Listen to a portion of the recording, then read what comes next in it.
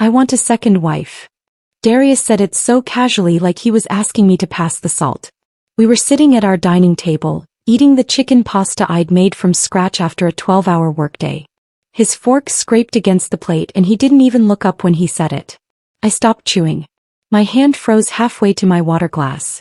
For a moment I thought I'd misheard him. Maybe he said second life, or second knife, or literally anything else that would make sense. But no. He kept eating, completely unbothered, like he'd just mentioned wanting to repaint the living room. You want what?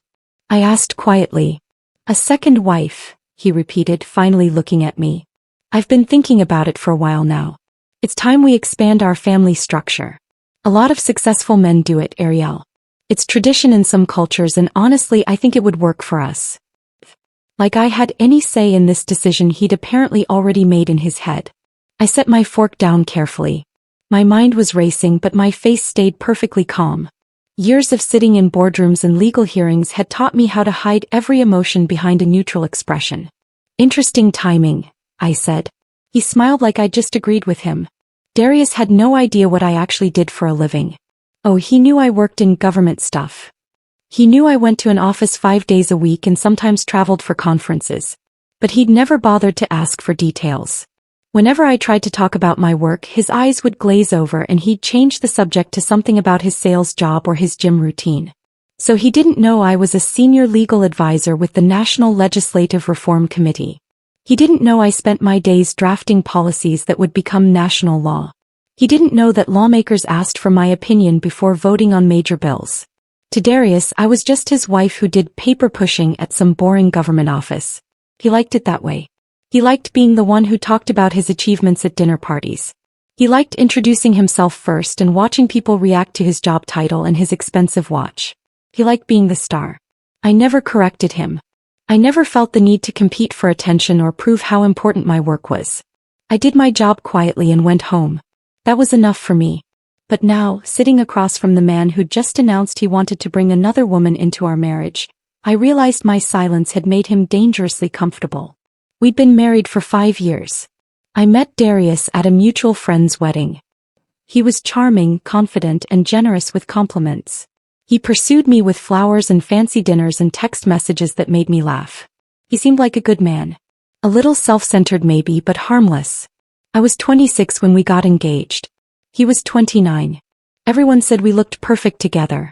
His family loved me because I was polite and educated. My family loved him because he seemed stable and ambitious. The wedding was beautiful. The first year was good. He traveled for work a lot, which gave me space to focus on my career. We had a comfortable rhythm. But somewhere around year 3 things shifted. Darius started making more decisions without asking me. He'd buy expensive things and tell me after. He'd make plans and expect me to adjust my schedule. He started talking to me less like a partner and more like an assistant. I noticed it, but I didn't fight it. I was busy with work and honestly, I didn't have the energy for daily arguments about respect and communication. So I let him lead. I let him think he was the boss. I never imagined he'd take it this far. The idea didn't come from nowhere. 3 months earlier, Darius's cousin Marcus took a second wife. It became the hot topic at every family gathering. Marcus's parents bragged about it like he'd won an award. They called it honoring tradition and expanding the legacy. Darius's mother started making comments. Little hints about how strong men have always provided for multiple households, and how modern women were too focused on themselves. I watched it all unfold silently. I watched Darius's eyes light up during those conversations. I watched him nod along like he'd found some kind of permission slip. His wealthy extended family treated polygamy like a status symbol. A way to show off power and resources. They didn't care about the women involved. They cared about the image. And Darius, who'd always been desperate for his family's approval, soaked it all in. He started researching. He joined online forums. He talked to Marcus for hours on the phone. He became obsessed with the idea that taking a second wife would somehow make him more of a man. I knew all of this because I paid attention. I always paid attention. 2 weeks after his initial announcement, Darius handed me a printed document. I put together a proposal, he said, sliding it across the breakfast table. Just some ground rules for how we'd introduce a co-wife into the household. I think if we're organized about it, the transition will be smooth. I stared at the packet. It was 12 pages long. He'd formatted it with bullet points and numbered lists. He'd actually taken the time to type this out like it was a business plan. My coffee went cold in my hand as I flipped through it. Rules about bedroom schedules. Rules about finances. Rules about holidays and family events. Every page was a new level of disrespect. Did you review the marriage statutes? I asked, not looking up from the document. What? He laughed. Ariel, this isn't a legal issue. This is about family. About us growing together. So you didn't review them, I said. I don't need to. This is a personal decision between husband and wife. The law doesn't control what happens in our home. I looked at him then. Really looked at him. He genuinely believed that. He thought he could just decide to bring another woman into our marriage and I'd have no legal protection, no rights, no voice. Okay, I said quietly. He smiled, relieved. I knew you'd understand eventually. I folded the document and set it aside. I understood perfectly. He told me her name 3 days later. Zayla Corin, he said, showing me her Instagram profile on his phone. She's 24. She has a lifestyle brand. Really smart, really ambitious. I think you two would actually get along. I looked at the screen. Zayla was beautiful with long dark hair and perfect makeup. Her feed was full of luxury hotels, sponsored posts, and photos with her lips pursed in that signature influencer pout. I scrolled down. There were recent pictures of her at events Darius had attended. Pictures where she was standing just a little too close to him. Comments where she called him inspiring, and used heart emojis. How long have you been talking to her? I asked. A few months. But it's not what you think. We've just been getting to know each other. I wanted to make sure she was the right fit before bringing her into our lives. Our lives. Like I'd been part of this decision from the start. I handed his phone back. She knows you're married? Of course. She's totally fine with it. She thinks it's kind of exciting. Modern, you know. I didn't respond. I was too busy calculating timelines in my head. A few months. That meant this had started long before his casual dinner announcement. This wasn't tradition. This wasn't culture. This was an affair he wanted to make legal. I started collecting evidence that same night. I didn't do it out of rage or heartbreak. I did it because I knew how these situations played out legally, and I wanted to be prepared for every possible outcome. I recovered deleted messages from our shared cloud account.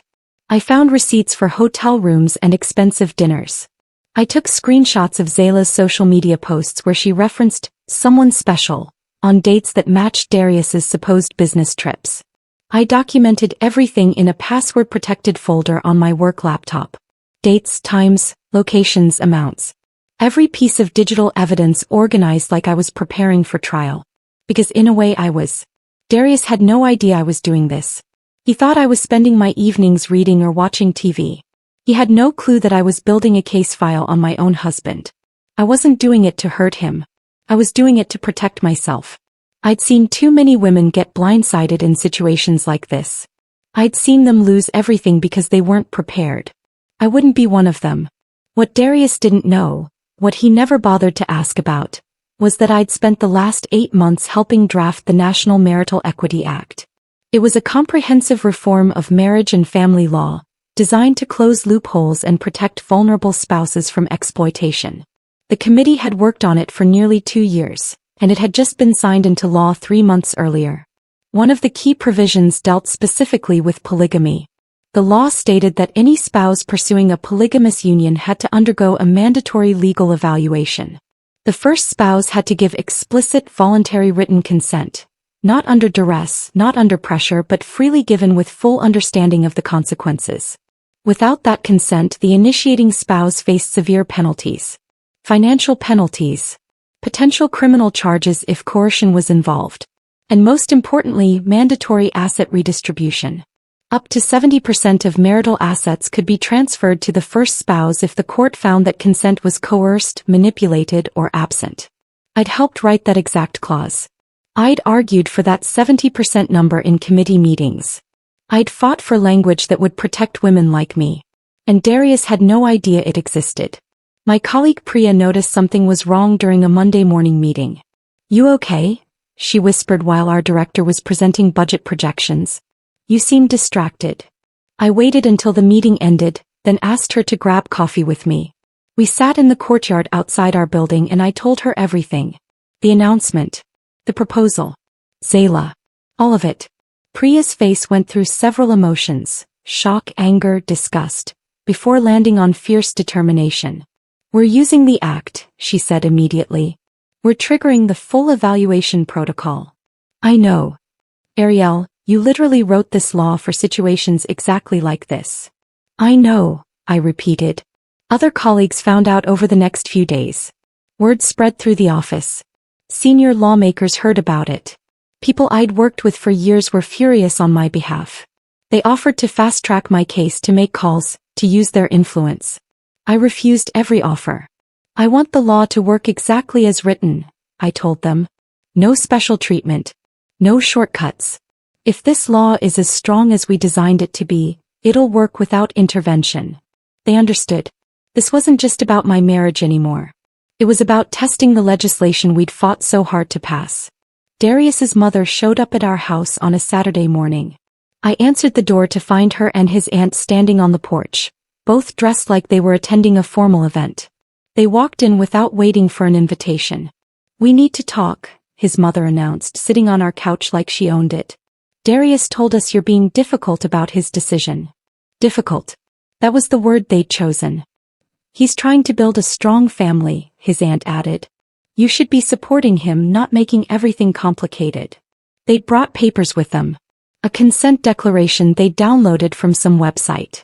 It was barely a page long, full of vague language about accepting family expansion and honoring marital agreements. We need you to sign this, his mother said, pushing the paper toward me. Just a formality to show you're on board. I looked at the document. It was laughable from a legal standpoint. No witness requirements. No legal review. No protections for anyone signing it. I'll answer soon, I said calmly, not touching the paper. Soon. His mother's voice sharpened. Ariel, you've had weeks to think about this. How much time do you need? As much as I require, I replied. They left angry, muttering about disrespect and stubbornness. I threw their paper in the recycling bin. The worst part came on a Thursday evening. Darius brought Zayla to our house. He texted me an hour before they arrived, bringing someone by. Please be welcoming.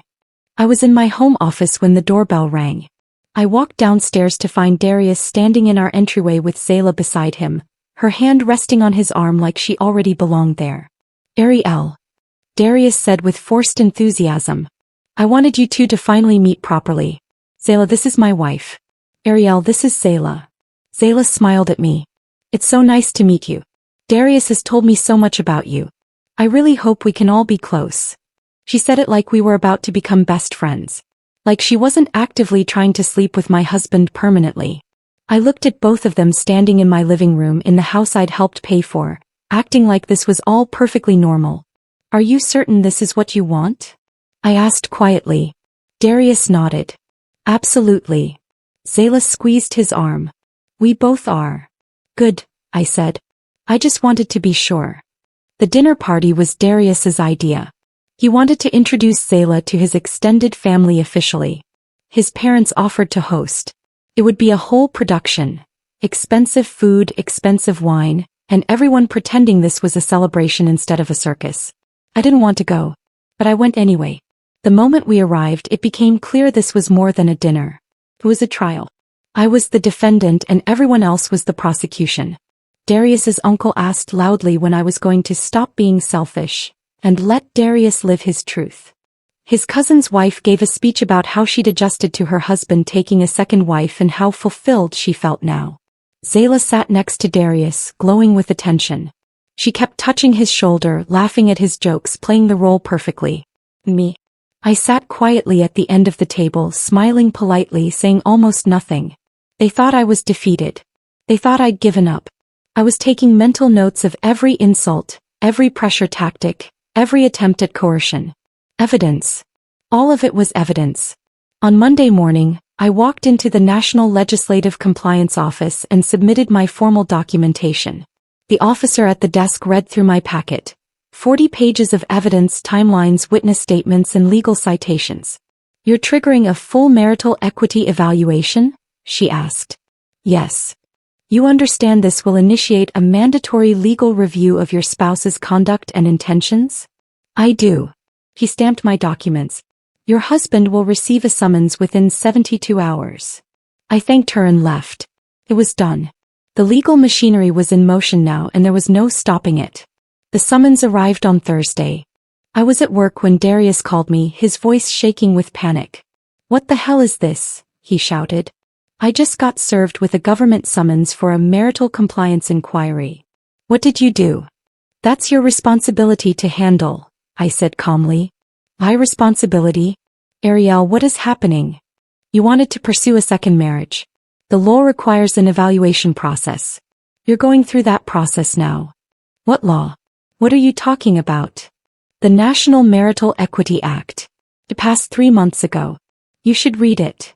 He hung up on me. I went back to my work. Darius showed up at the inquiry office on Monday morning, still confused and angry. They handed him a thick packet of documents, the full legal framework he'd have to navigate if he wanted to proceed with his plan. Financial disclosure requirements, consent verification protocols, psychological evaluations, background checks, timeline restrictions, and at the very bottom of the consequences section, printed in bold text, asset redistribution up to 70% in favor of the first spouse if consent is found to be coerced, manipulated, or absent. I heard later that Darius went pale when he read that line. He called me immediately. 70%. They can take 70% of our assets. Your assets, I corrected. If you proceed without proper consent. This is insane. Who wrote this? I paused for just a moment. Turned to the last page. There was silence on the line for a long time. Then Darius's voice came back, quiet and stunned. Drafted by Ariel Van Tun, Senior Legal Architect. Another pause. You wrote this law? I helped, I said simply. You knew. This whole time you knew this law existed and you just waited. I didn't know you were going to ask for a second wife. But when you did, yes, I knew what legal protections I had. Why didn't you tell me? You never asked about my work, I said. You never asked what I did all day. You assumed I pushed papers. That was your choice. He hung up again. The formal committee interview was scheduled for the following Wednesday. I sat in a conference room with 3 legal evaluators and a court-appointed mediator. They asked me to describe in detail how Darius had approached me about taking a second wife. I told them everything. The casual dinner announcement. The 12-page proposal. The pressure from his family. The consent form his mother tried to force me to sign. The dinner party where I was publicly humiliated. I provided evidence for every claim. Text messages. Photos. Audio recordings I'd made of our conversations. Witness statements from friends who'd heard Darius talk about his plans. The evaluators took notes silently. When I finished, the lead evaluator asked me one question. Did you ever at any point freely consent to this arrangement? Never, I said. Thank you, Mrs. Van Tun. That's all we need. Zayla disappeared within a week. The moment the news broke that Darius was under legal review, and that he might lose most of his assets, she blocked his number. She deleted every photo of them together from her Instagram. She posted a statement about focusing on herself and moving away from negative situations. Darius called me crying. Actually crying. She won't answer my calls. She said she didn't sign up for this kind of drama. She signed up to be a second wife, I said. But she didn't sign up to be poor. He didn't respond to that. The committee's ruling came down 4 weeks later. I received a call from the lead evaluator. Mrs. Van Tun, we've completed our review. Based on the evidence presented, we've determined that your husband attempted to pursue a polygamous arrangement through manipulation, coercion, and deception.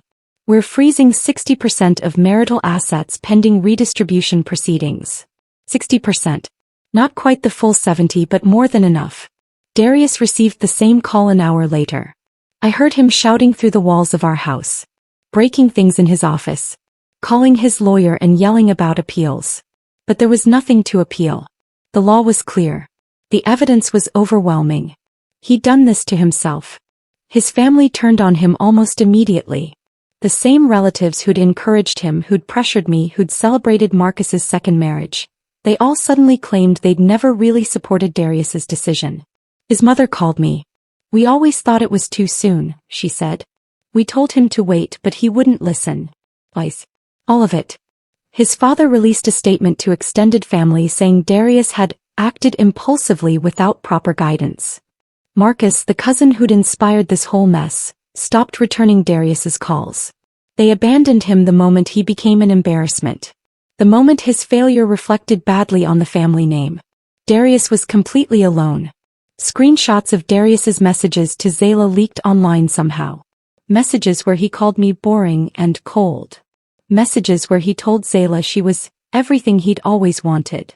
Messages where he detailed his plans to minimize my financial claims. The screenshots went viral. People on social media tore him apart.